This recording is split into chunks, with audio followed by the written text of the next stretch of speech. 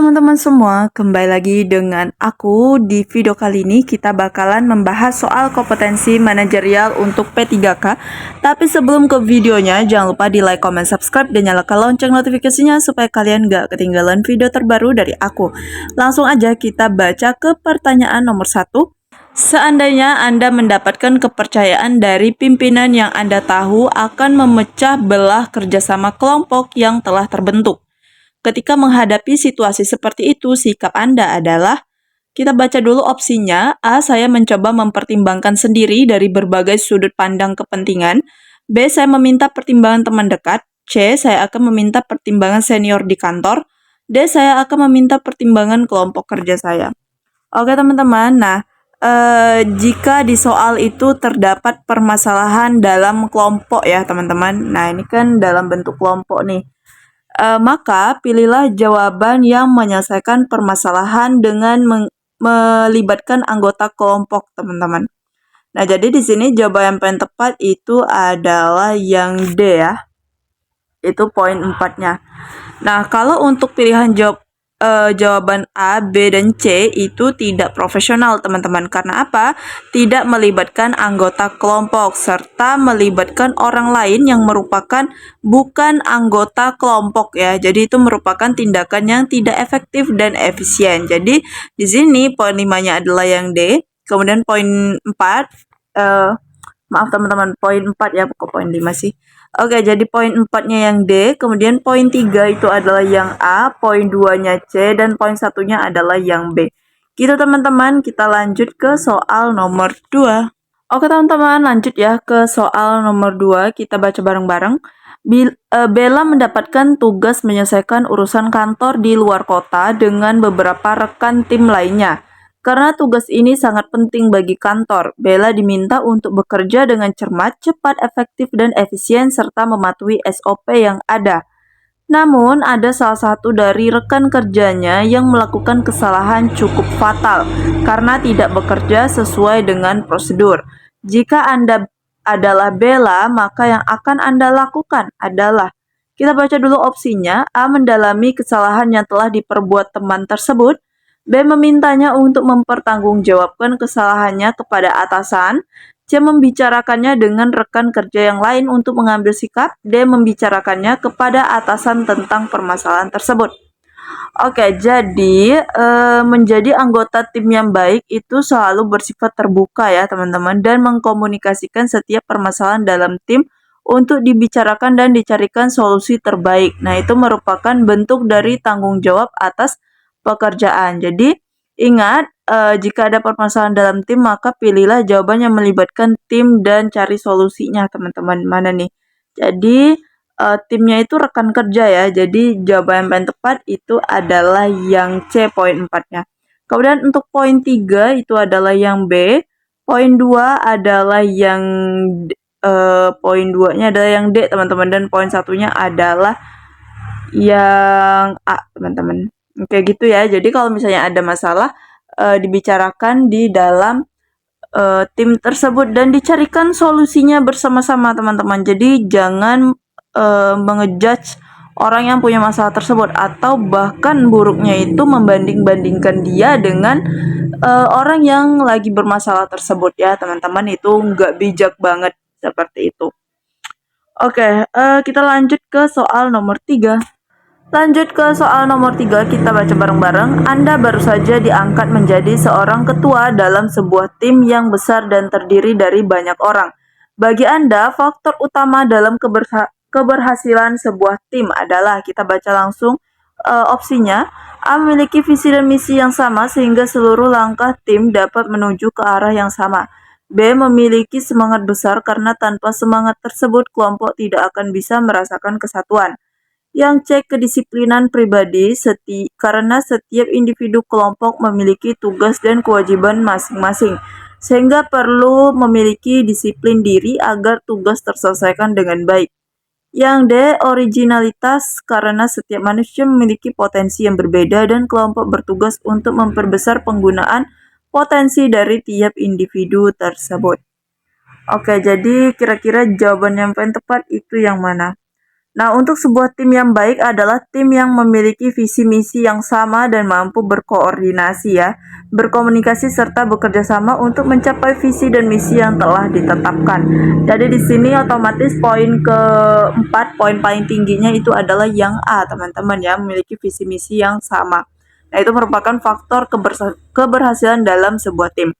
Nah, untuk poin 3 itu adalah yang B, kemudian poin 2 itu C, dan poin 1 adalah yang D, teman-teman. Oke, lanjut ya ke soal nomor 4. Oke, teman-teman, lanjut ya ke soal nomor 4, kita baca bareng-bareng. Anda diangkat menjadi ketua sebuah tim yang beranggotakan 8 orang. Saat mengerjakan pekerjaan terjadi pergesekan antara satu anggota tim dengan satu anggota tim lainnya. Perselisihan antara mereka berdua mengganggu kinerja tim karena terganggunya koordinasi satu sama lain.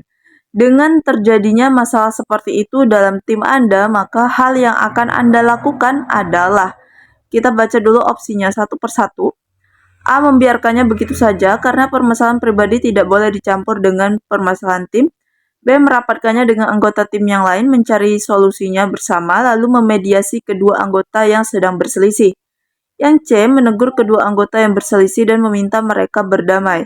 D. Mendengarkan pendapat pihak satu dengan yang lainnya dan memutuskan permasalahannya. Oke. Jadi di sini jawaban yang tepat itu yang mana, teman-teman? Yaitu setiap masalah dalam tim harus didiskusikan dan dicarikan solusinya bersama-sama, teman-teman. Jadi dalam setiap masalah tersebut harus diomongin baik-baik ya, teman-teman. Jangan taunya cuman marah-marah doang ya, kemudian membanding-bandingkan orang lain dengan dirinya ya mungkin.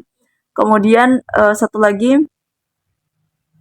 cepat dicarikan solusinya, teman-teman ya. Jadi sebagai atasan yang baik sih harus mengumpulkan si orang berselisih ini ya, teman-teman, di ruang yang tertutup, kemudian dicarikan solusinya bersama-sama supaya masalahnya itu cepat kelar ya, bukan hanya marah-marah, teman-teman ya. Karena kalau marah-marah sih ya sama aja sih, malahan makin si bawahnya itu nggak mau dengerin omongan dia, bahkan nggak ada solusinya sama sekali, teman-teman. Jadi masalahnya itu bahkan terus-terusan berlarut, teman-teman. Oke, jadi di sini untuk poin 4 itu adalah yang B. Kemudian poin 3 ya, poin 3-nya itu adalah yang C. Kemudian poin 2 adalah yang D, dan poin 1-nya adalah yang A. Oke, kita lanjut ke soal yang terakhir. Oke, teman-teman, kita lanjut nih ke soal yang terakhir, kita baca bareng-bareng.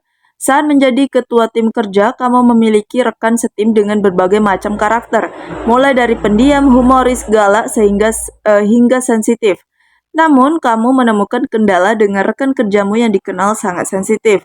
Padahal, kamu sendiri terbiasa blak-blakan dalam menyampaikan kritik atau keluhan terhadap hasil kerja tim.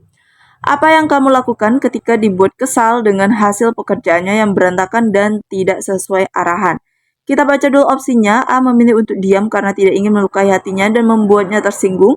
B. Menahan diri karena masih membutuhkan dia sebagai tim kerja untuk menyelesaikan pekerjaan. C. Mengutarakan bagaimana hasil pekerjaannya dengan baik-baik dan menanyakan kendala yang dihadapinya. Yang D. Mengatur gaya bicaramu, yaitu intonasi dan nada bicara saat akan menegurnya. Oke, dalam soal ini itu ditekankan bahwa rekan kerja kita itu sensitif. Nah, saat bertemu dengan rekan kerja yang sensitif, maka kita harus menyesuaikan gaya bicara kita agar rekan kita tersebut tidak merasa tersinggung. Nah, ingatlah ya bahwa salah satu prinsip jejaring kerja itu adalah adaptif, termasuk mampu menyesuaikan diri dengan karakter dari orang yang Anda ajak bicara, kayak itu, teman-teman. Nah, jadi, di sini jawaban yang paling tepat itu adalah yang D, teman-teman. Mengatur gaya bicaramu, yaitu intonasi dan nada bicara saat akan menegurnya. Seperti itu. Karena dia orang yang sensitifan ya, teman-teman. Makanya kita harus menyesuaikan gaya bicara kita kepada orang tersebut ya, sehingga tidak menyakiti hatinya lagi. Seperti itu. Nah, jadi di sini jawabannya adalah yang D. Poin 4-nya adalah yang D. Poin 3 adalah yang C, poin 2-nya itu adalah yang A, dan poin 1 itu adalah yang B. Oke, teman-teman, segini aja 5 soal persiapan P3K dari aku, semoga membantu. Dan untuk yang tryout aku saranin untuk bergabung ke Sobat P3K karena di situ udah lengkap banget, udah ada kompetensi bidan, manajerial, sosiokultural, dan juga wawancara. Dan juga sudah dilengkapi dengan real time-nya teman-teman, dan hasil tryout langsung keluar beserta pembahasan dan kesalahan-kesalahan kalian ada di mana saja, seperti itu. Nah, untuk perbanyak kumpulan soal, itu aku saranin untuk order ebook P3K Bidan edisi 1 ataupun edisi 2. Untuk pemesanannya kalian tinggal hubungi aja nomor WhatsApp yang udah aku cantumin di description box aku. Dan untuk link Sobat P3K tadi udah aku cantumin juga di description box aku. Dan untuk bimbel itu masih dalam tahap persiapan. Kalau udah selesai aku bakalan infoin lagi ke kalian. Oke teman-teman, segitu aja dari aku. Terima kasih banget yang udah nonton, yang udah subscribe. Yang belum subscribe jangan lupa di subscribe, like, dan nyalakan lonceng notifikasinya supaya kalian gak ketinggalan video terbaru dari aku. Dan sekian dari aku, terlebih kurang aku mohon maaf. See you next video. Bye-bye.